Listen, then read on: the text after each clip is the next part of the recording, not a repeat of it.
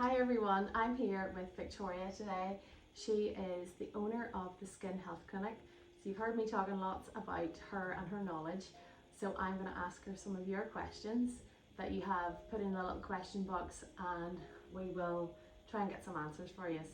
So first of all, my first question for Victoria, what makes you and your clinic different to other clinics?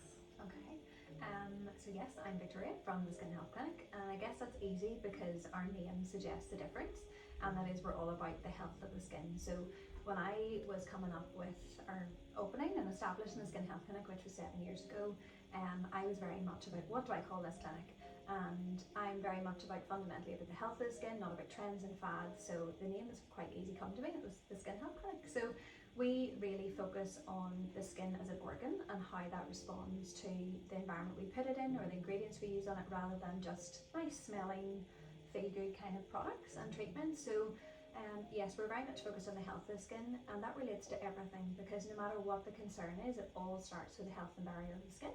So yeah. Perfect.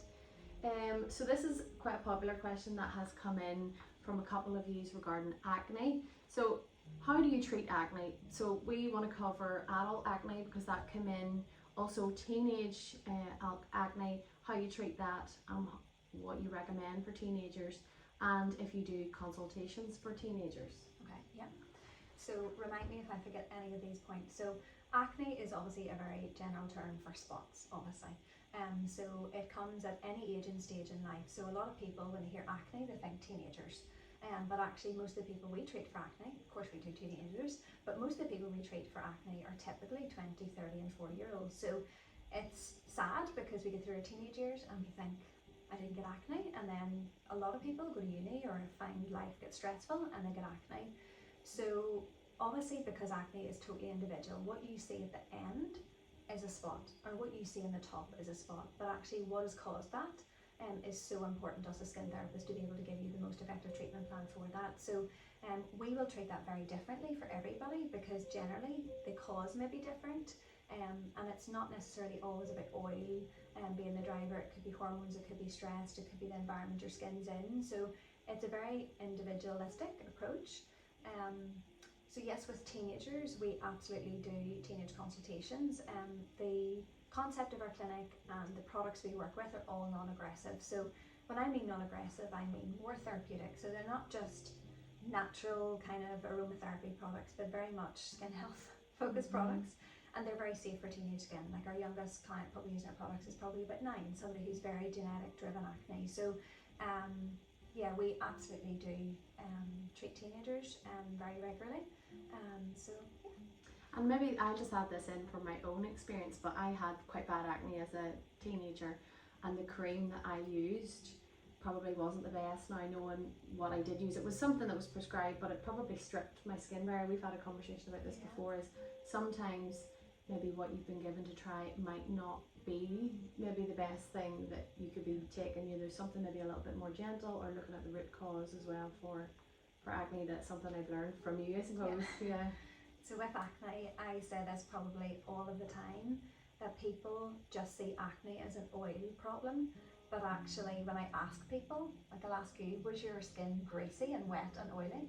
Not really. Well, it was a little, because I had a fringe, so I think it was greasy under there, so I just grew out my fringe and used this cream that stripped my skin back and probably bleached my pillow, so I don't know what was in it, but yeah, probably benzoyl peroxide. So yes, I would say the most thing that people get wrong is how they treat acne. They go in aggressively to degrease the skin, but actually acne is an inflammatory skin disorder, so we have to treat the inflammation. And some of these ingredients, like the ones that you've used, can be actually the quite opposite initially to what the skin needs, especially if it's red and inflamed. It needs healed, not aggressively burnt and peeled. So again, this is where acne isn't just as simple as, you know, strip it all away and it's all gonna go away.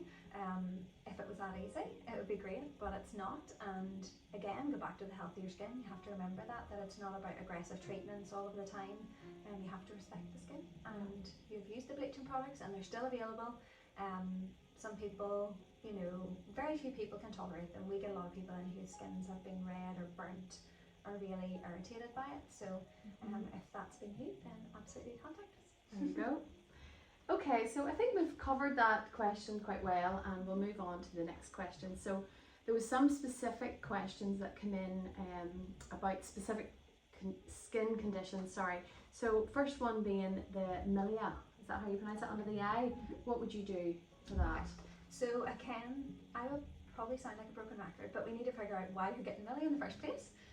Because at the end of the day, you want to stop them long term rather than just keep removing them. But they are quite genetic sometimes, can be caused by eye makeup removers, foundations, things that have talc in them that are dehydrating the eye tissue. So there's a lot of things that can cause them. But with milia, we do milia extraction. So they're not a normal spot. They're a closed follicle of keratin. A bit of sebum in there. They're really, like, I call them like wee pearls on the skin. They're really hard. If anybody has tried to poke them out themselves, they'll realise it's quite difficult. So we use, we have a specialist machine actually that uses a wee bit of heat to liquefy them and then extract them out without causing trauma to the skin. So they definitely can be treated. There you go. So the next one is perioral dermatitis. Perioral dermatitis, yes. So obviously if it is a diagnosed condition, perioral dermatitis, then you may have had to get an antibiotic and things from the doctor, which is absolutely fine. Perioral dermatitis, I was saying this recently to somebody, I worked in the beauty industry from when I was 16 and then moved into skin 10 years ago, and we rarely seen perioral dermatitis, and really from the pandemic in the last 4 years I have seen more perioral dermatitis in 4 years than I have seen in the 18 years really or more that I've been in the industry. But also it is a skin barrier issue. At the end of the day, the skin barrier is impaired, and a lot of treatment that people use, they think because it's dry and inflamed and red, they heap on lots of product and moisturise, and actually that's the opposite thing to do to treat it. So a lot of the times we will encourage people to withdraw treatment rather than adding to the skin, and to focus on some maybe actives and therapeutic products that are really going to help to seal and heal the barrier. Perioral dermatitis is up there with pigmentation. It is a nightmare, and can be really stubborn, and certainly if it's aggressive and it's spreading, because it can move to the ocular region as well, then you may need to go to your doctor as well. But obviously there is things that you can do from a therapeutic skincare point of view. Okay, perfect.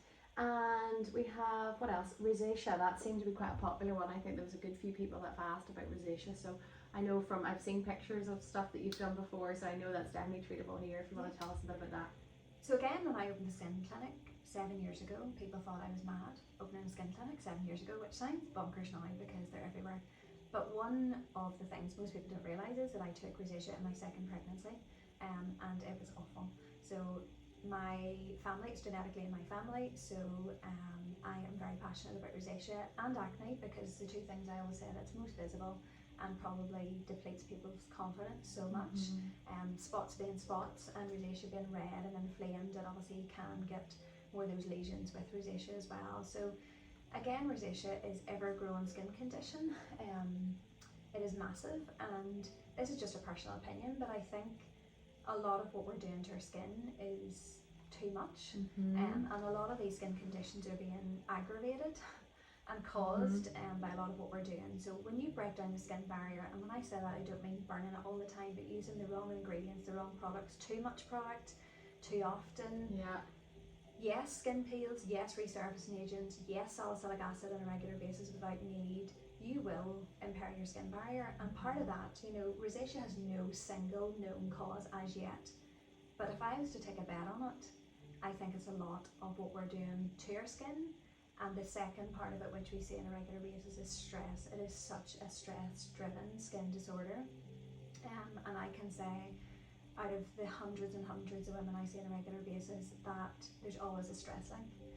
So obviously at the end of the day, if it is stress and it is products, then obviously we're going to help you through a consultation to really see how you can manage that. We have lots of treatments and products that really work well with rosacea. And again, if it is chronic, there is things that you may need from the GP as well. But at the end of the day, we want to treat that skin and reduce that inflammation. So yeah, it's definitely treatable, and don't give up because it is difficult. Yeah, and I suppose that's good to know that someone like Victoria, who's been there herself and has treated it herself, from the knowledge that you have, like you're going to have a lot of insider kind of, you know what it's like. So maybe instead of going to just the doctor who maybe has never had it before, or you maybe could try someone like you first. Do you know, you've got first-hand experience. Yeah, I think where we're at with skincare is that we either run to our doctor too quickly for something that's not really needed, or we run to TikTok. Yeah, we're all guilty of that. Or we run to TikTok for a wee remedy or a quick fix product. Yeah.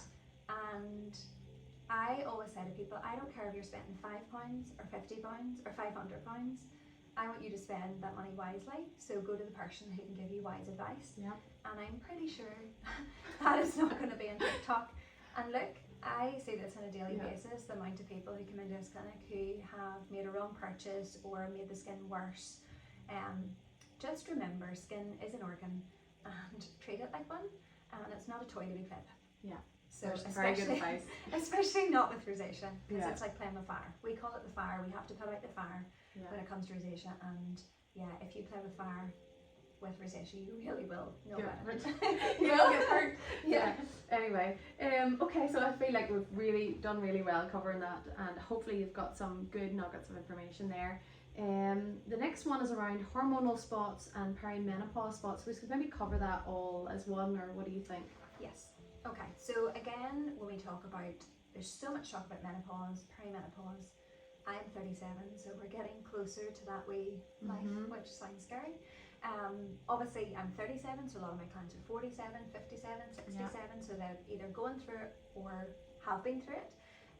So there's a lot of talk about it as well. So absolutely, if you think of what causes acne, there's generally hormones in there as well, but with perimenopause and menopausal changes in the skin, obviously it is hormonally driven. And I would say again, I was just saying this to somebody very recently, one of the probably pre-indicators that I see a lot with women going through perimenopause is a change in stress, anxiety. They really get really anxious, and at that stage, that's where we see the change in skin. Okay. So stress obviously increases cortisol. Cortisol is a direct effect on your oil glands and sebaceous glands, so it can trigger those. So there's definitely always an element to that. So be conscious of the stress and all of that surrounding that first of all, because I always say when we understand maybe stress has a part to play, we might try and manage that better. But the treatment to perimenopause and menopausal acne is very different really to how we treat teenage acne. So again, it's not about getting in and stripping out that skin. I can guarantee most 40-year-olds do not have surplus of oil. So again, it's a different way to treat that. Very much therapeutically, we do a lot of LED light treatments on it. We have our home LED masks that we would encourage people to use now as well. So there's different treatments, and again, a lot of these spots are along the jawline. They're more not, they're more like cysts under the skin that can be quite sore and painful. So again, we're not doing the same kind of treatments to those that we maybe be doing to the younger style acne. So again, get a consultation, really have somebody assess them before you start throwing products left, right and centre at them. And that's the good thing about coming somewhere like here is Victoria will assess your skin based on what you need and give you products based on what your skin needs. Like I know the time I've been here, even the products that I have used over the time has changed because your skin just constantly changes, so it's not just about a one size fits all. Somebody else has got spots, this is what they use. It's like you come in here and you will look at that person and what that person needs for their spots. So just because somebody else's spots too doesn't mean you use the same treatment. And I think we just, when we see a problem, we go in guns blazing and think, right, well I'll add this and I'll change that and I'll do that, and you're throwing a lot of the time too many things on the skin at one time, and this is sometimes where clients actually make it worse and they come to us then when they're really at their it's like they've lost hope at that stage. So yes, don't just think that because you've got spots now at that age and stage of life that you have to go through the normal acne protocol. So don't be at the chemist grabbing spot washes and gels and things, because that's not what's needed. So really have that skin assessed. Be mindful of that.